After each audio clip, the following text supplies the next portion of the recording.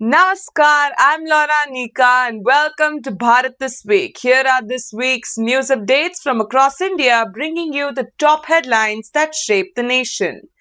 This week, Prime Minister Narendra Modi dedicated the iconic Pamban Bridge to the nation, India's first vertical lift sea bridge.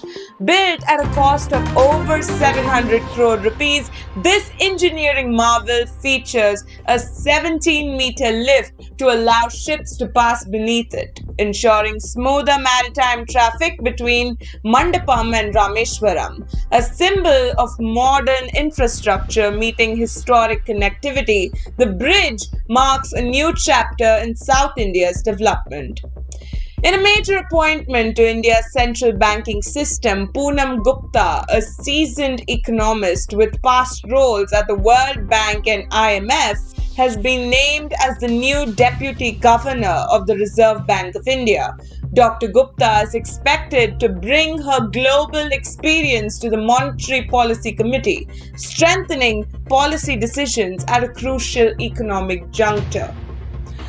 The Parliament passed the Waqf Bill 2025, triggering intense discussion nationwide. Key changes include the requirement for valid documentation to claim Waqf property and the government being the final authority in property disputes. The bill also introduces a centralized property registration system and notably permits non-Muslim members on Waqf board and tribunals. With judicial recourse not now allowed, the amendment is being seen as a significant shift in Waqf property governance.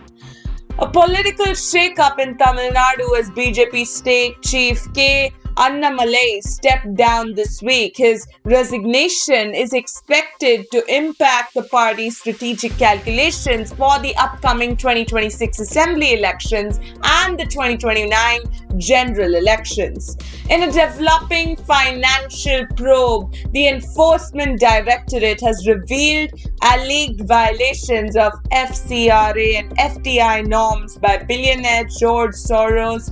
Soros Economic Development Fund (SEDF), according to ED, over 25 crore rupees has routed into Indian companies under the guise of consultancy or FDI, with suspected links to Root Bridge Services, ASAR, and Root Bridge Academy. Investigators believe these were collateral arrangements meant to bypass India's funding laws.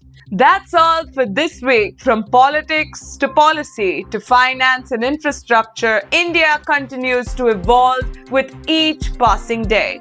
On the auspicious occasion, let's be righteous like Sri Ram, be fearless like Sri Ram, be humble like Sri Ram. Wishing you all a blessed Ram Navami. Jai Sri Ram.